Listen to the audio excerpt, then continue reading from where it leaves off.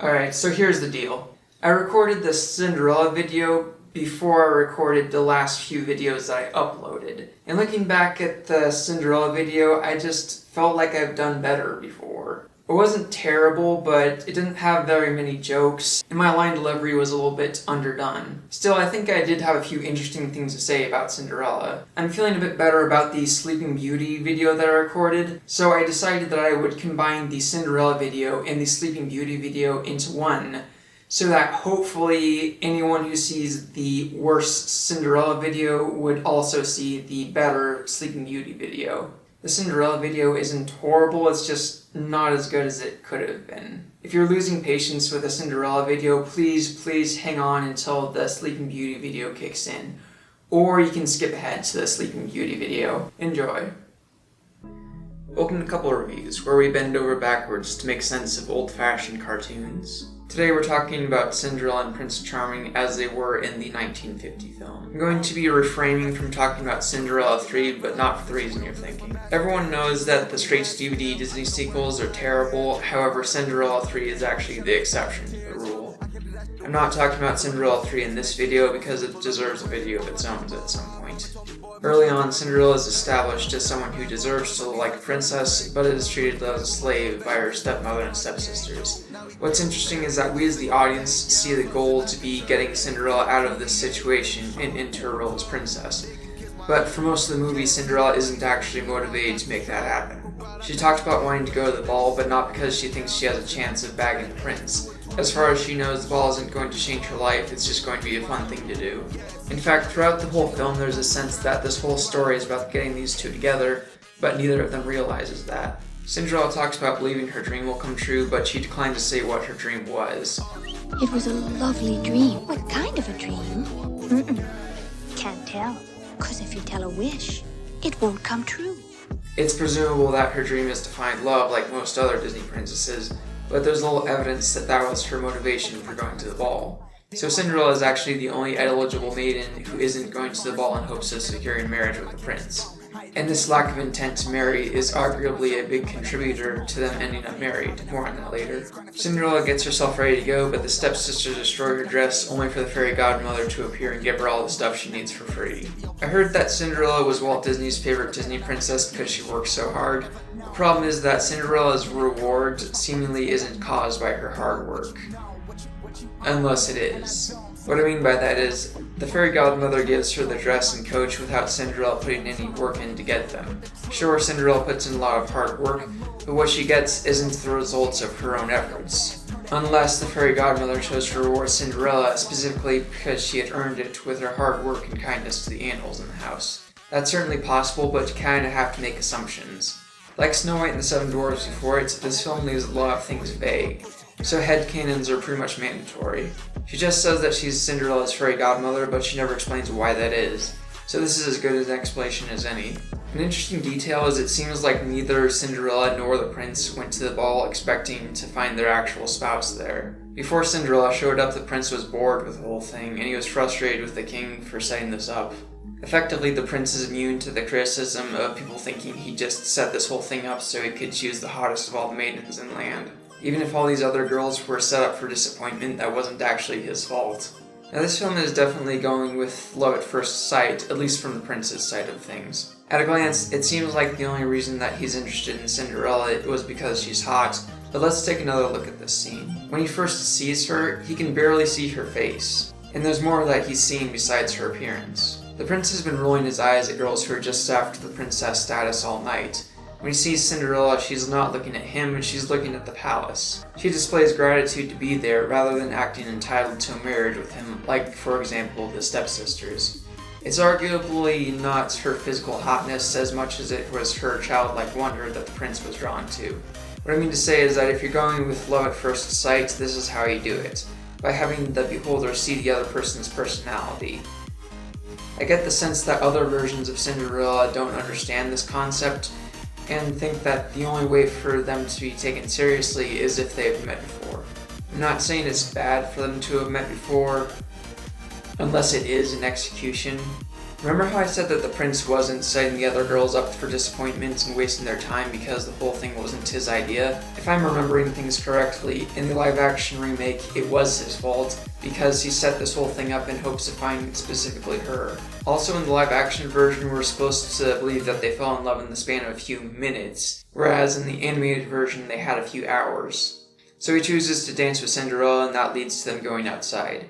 This is the part where the movie justifies them being in love. You see, throughout this sequence, we hear them singing, but the song is only about a minute and 48 seconds. We can assume that they weren't actually singing the whole time, and they were out there for hours. So logically speaking, they probably did get to know each other a lot over the course of this montage. So even though we didn't see much of their interactions, we do know that they do have a foundation for their feelings for each other. In fact, one of the twisted tales that Disney releases actually did delve into their conversations more. This twisted tale is alright-ish, I guess. Not great, though. But like I said in the Snow White video, it's hard to apply what we see in the twisted tales to the movies, because they are, by definition, set in alternate timelines. In fact, this twisted tale is even further removed from the animated version than the Snow White twisted tale was. The mice can't talk, yes. Again. And there's this derivative thing about magical people being outlawed. You've seen it a bunch before, so this fairy godmother is like, shows up and she said, well, I thought you could make things different, and there's this weird half-baked explanation of her not being able to use that much for magic because it's outlawed or something dumb like that. Most of the Twisted Tales are trash, but I expected better from this one because this has the same author as the Mulan Twisted Tale, which is one of the better ones. I never did get over the fact that the mice don't talk and they only appear for one scene. Cinderella isn't expecting to marry the prince. In fact, she doesn't even realize that he is the prince until the morning after. Why? Well, the prince. I haven't met the prince. The prince? But didn't you know that... In the prince's eyes, she gets bonus points for not having ulterior motives for being interested in him. The spell that gave Cinderella her dress only lasts until the 12th stroke of midnight. So when the time comes, she books it out of there, either fearing he would reject her if he saw her torn up dress, or fearing he would think she's some kind of witch when her clothes magically transform. The second option makes sense both realistically and logically. The first option makes sense realistically, but not logically. It's realistic for someone to run rather than be shot down. But it's illogical to run away from a chance at a happily ever after, because there's a chance that that happily ever after might reject you. If she didn't have the witch accusations to worry about, the right thing to do would have been to let him see her destroyed dress and see if he's comfortable with her background. Anyway, she leaves and the horsemen chase after her. Isn't that kind of rapey? No, the prince didn't send them. He just begged Cinderella for some information he could use to find her. The Grand Duke sent the horsemen, but he had a pretty good excuse. The king basically threatened to murder him if anything went wrong. Notify me immediately. And remember, if anything goes wrong... Why did they make this guy a villain in the live-action version again? They made him a villain in the Twisted Tale too, and I don't get it. Everyone knows that in Cinderella, the prince said he would marry the girl who fits the glass slipper. In the animated version, they kind of cover for the prince by having the king take that sentence literally. They actually point out that the slipper could fit any number of girls, but the king just wants his son to marry just anyone. But sire, this slipper may fit any number of girls. That's his problem. He's given his word. We'll hold him to it. No, your highness. The next morning, the stepmother brings the news of the prince wanting to marry the girl who fits glass slipper. This is how she finally realizes that he was the prince. As you can see, she's loving the idea of marrying the prince. Cinderella gets a little too excited, tipping off the stepmother to what's going on, and she locks her in her room. Oh no! No, please! Oh, you can't! She's rescued by the animals, and this kind of is the result of her hard work and kindness. So Cinderella proves that she fits a slipper, and the next thing you know, she's marrying the prince. So Cinderella and Prince Charming are a good romance, not because they spend a lot of time on screen together or because they have such great chemistry, but because of what they stand for. They stand for finding a better life through hard work and kindness, and never letting your soul be destroyed by the terrible situation you're in.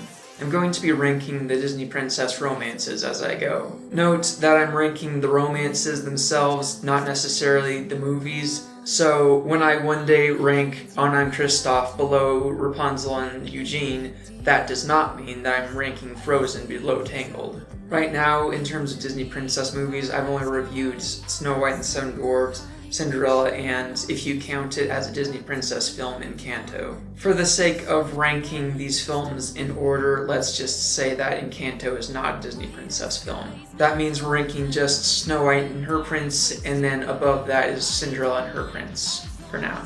Yes, I'm putting Cinderella and her prince above Snow White and hers.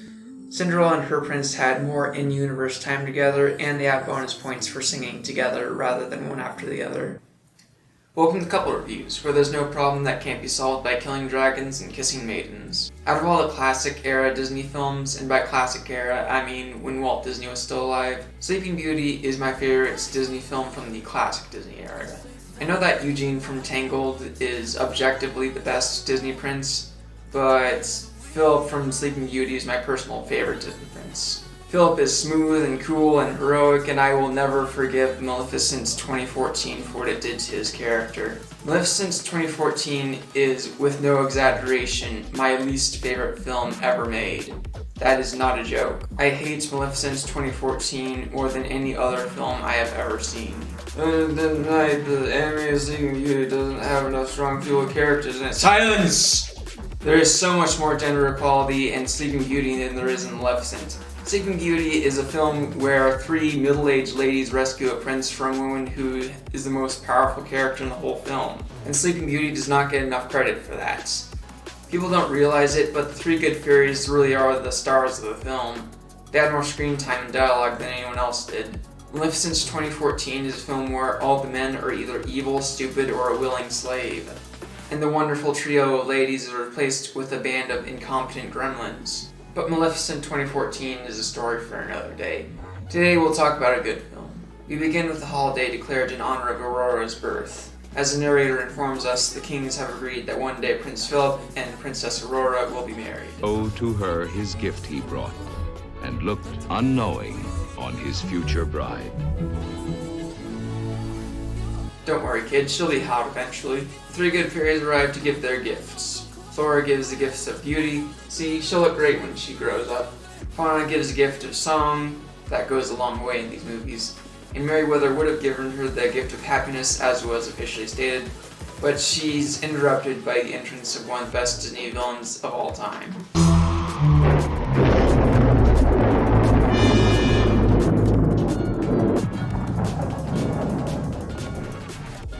Maleficent curses baby Aurora to die on her 16th birthday when she pricks her finger on the spindle of a spinning wheel. Wow, that is an evil thing to do. You would have to be positively stupid to make a movie where a person like this is a hero. Thankfully, Merryweather has the power to not undo Maleficent's curse, but at least bring it down so that she won't die. She'll just be knocked out until True Love's kiss breaks the curse. Thanks, Merryweather. I sure hope no one retcons your critical contribution when telling the story. So the three good fairies make a plan to raise Aurora as their own daughter until her 16th birthday. It's kind of broken to send her back out of hiding on the day she's scheduled to be cursed, though. Couldn't they have agreed to keep her safe until the day after her 16th birthday? 16 years later. I'm Flora, and Fauna, and Merryweather. They never want me to meet anyone. Well, that's because you have a prince waiting for you. Aurora talks to the animals about how she met a prince once upon a dream. Apparently, this is a common dream for her. But they say if you dream a thing more than once, it's sure to come true. And I've seen him so many times. Hooray! It's assumption time! Can we assume that by the power of some fairy tale bullshit, she has had a series of shared dreams with Philip? That's what's going on. I have no complaints about the build-up for their relationship. Aurora said that they had talked together in their dreams, so they would have had plenty of bonding time. But if that's the case, why doesn't she recognize him? It's just that you're A stranger? Mm-hmm. But don't you remember? We've met before. We have? Of course. You said so yourself. Once upon a dream. Okay, dreams can be fuzzy, so it's possible that she's seen him in her dream, but his image isn't clear enough for her to recognize him. I'll tell you this, they had better have literally seen each other in their dreams, because if they hadn't, why did Philip say they had? But don't you remember? We've met before. You better mean that literally, because if you two seriously haven't spoken to each other, then how is this one scene enough to create true love? Who are you? What's your name? You don't know her name? I thought you met each other once upon a dream. Maybe Philip isn't really claiming to have met her before as much as he's saying he's the man she's been waiting for. I would consider that not messed up, if not for the fact that he keeps grabbing her hands when she's trying to get some distance. You can't do that with a stranger's hands. You've met some stranger? Oh, he's not a stranger. We've met before. You have? Where? Once upon a dream. Okay, I choose to take this literally because this film honestly depends on it. But I do wish we could have seen one of those dreams so it would be crystal clear that their one dance and few measly sentences is not their only reason to be truly in love. You're already betrothed to Prince Philip, dear. But that's impossible. I'd have to be A princess. And you are, dear. Wait, you didn't tell her she's a princess?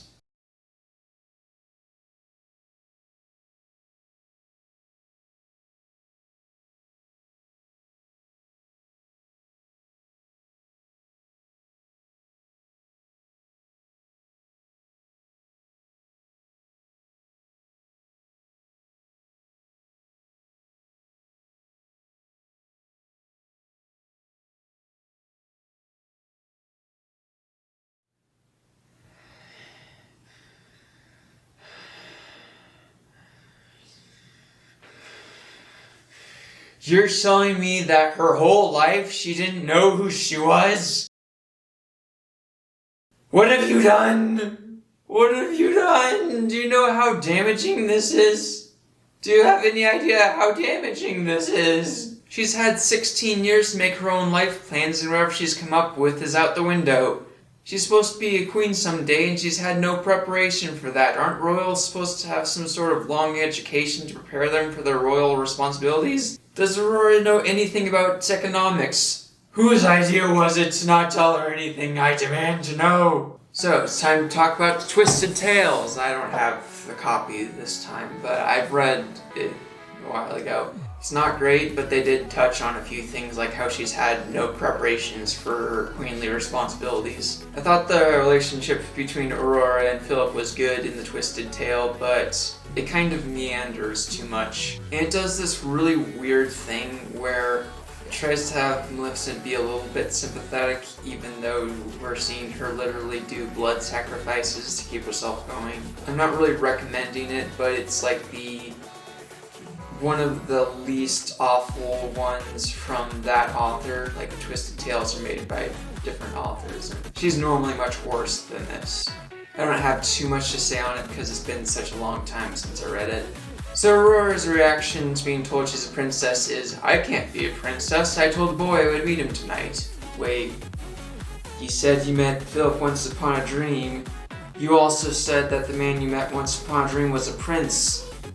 Are you that bad at putting two and two together? Aurora, you should know who he is by now. You see what you've done to her by not giving her a proper education?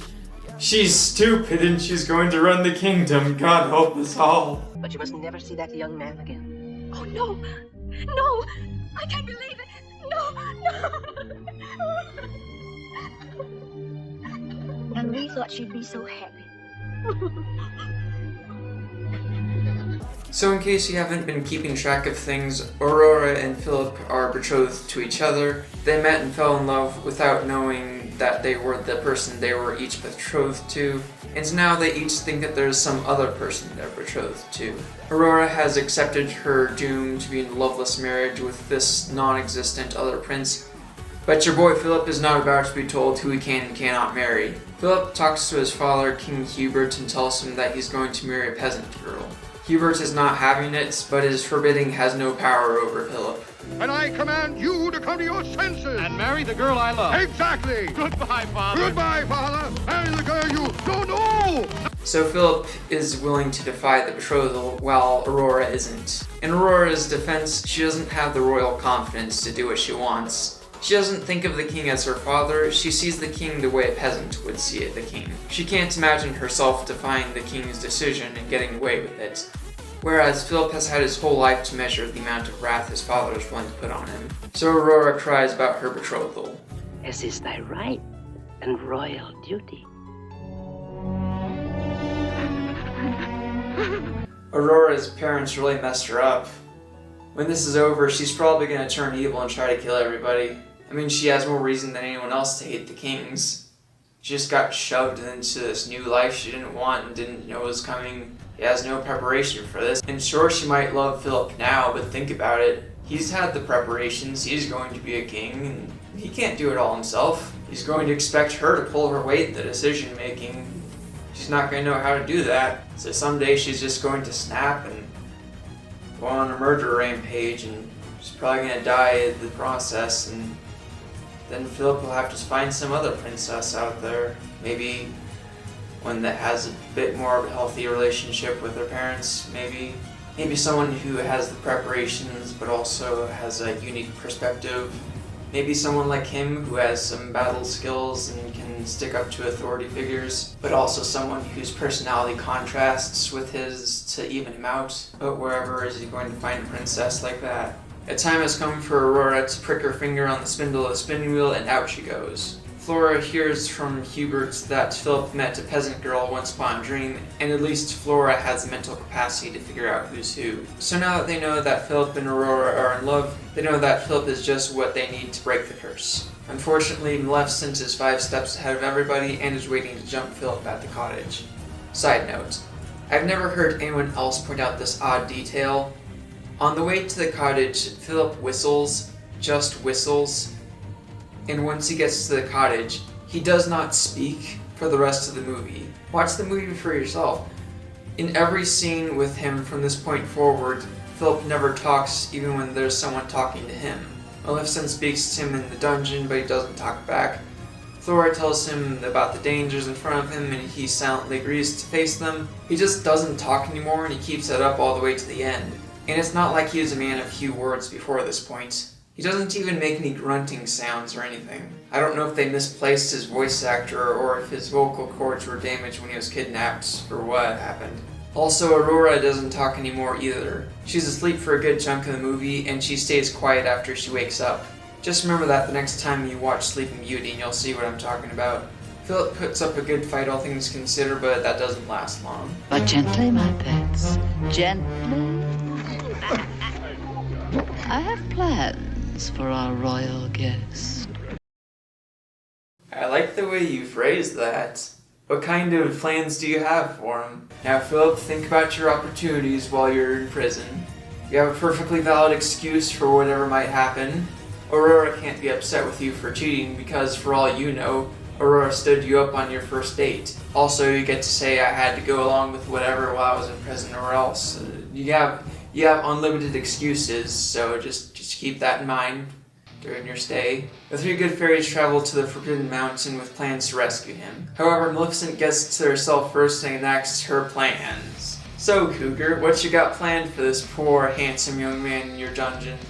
Oh, come now, Prince Philip. A wondrous future lies before you. Off he rides on his noble steed to wake his love and prove that true love conquers all. Oh.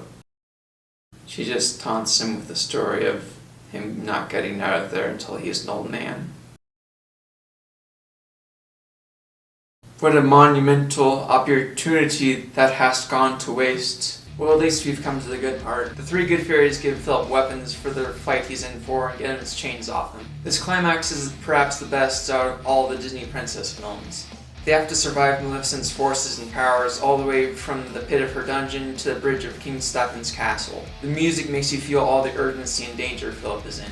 And it all ends with that dragon.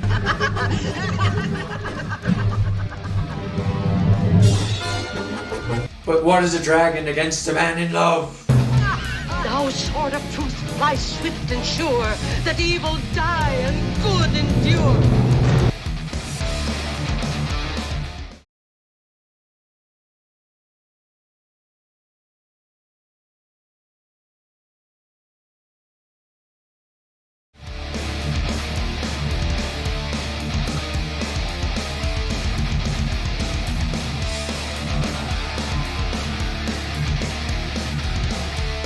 Victorious, Philip climbs the steps of the tower and finds his true love. There, he gives her the kiss that breaks the curse. Stops when I'm falling for you. The world stops spinning. So with all the miscommunications out of the way, Philip and Aurora are happy to know that they're actually betrothed to each other, and are ready to marry, not because the parents told them to do, but because they love each other. Good luck with making up for lost education and getting along with your parents who took away all your life choices. So regardless of whether or not this film is saying that one song and dance is enough to create true love, it still didn't want the true love to come from the betrothal, which is a good decision. I like how their feelings for each other are completely unrelated to the betrothal and just ends up being a coincidence. As bad an idea as it was for Aurora to not know who she was, I mean, a bad idea for the characters in the universe, as much of a bad idea it was for them to not tell her who she was, it does sort of make the romance work because they were able to sidestep the betrothal aspect.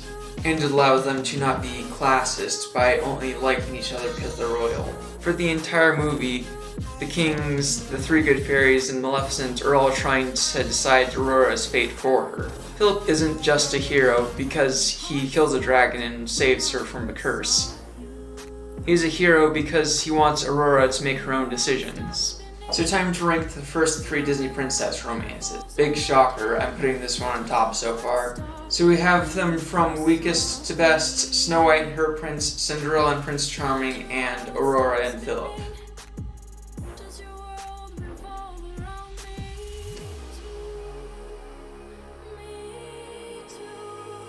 Do you know who I am? Who? I'm a wicked city woman, No!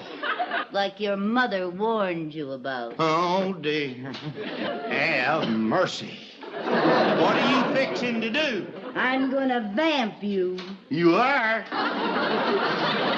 Are you vamping me? Uh-huh. You know what? What?